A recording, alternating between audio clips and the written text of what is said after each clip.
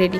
তারপরেই চলে এলো গরম গরম রাধাবল্লভী আর পাঞ্জাবি ছোলা। আমি এটাকে পাঞ্জাবি ছোলা বলবো কারণ এটাই ছিল যথেষ্ট পরিমাণে কাসুরি মেথি আর খেতেও অনবদ্য। তারপরে ছিল স্যালাড আর ডায়মন্ড ফিশ ফ্রাই। আমি এখানে আরও একটা রাধাবল্লভী নিয়ে নিলাম আর সাথে কিছু কাসুন্দি।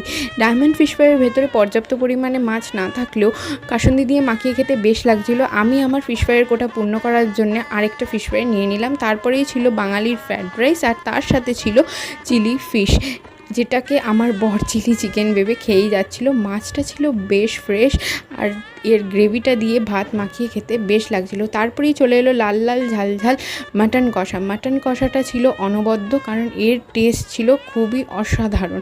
তারপরেই আমি ভিডিও করছি দেখে ক্যাটারারের একটা ছেলে আমাকে নলির পিস দিয়ে গেল। নলির ভেতরের অংশ বার করার জন্য বরের সাহায্য নিলে বর অর্ধেক নিয়ে চলে গেল।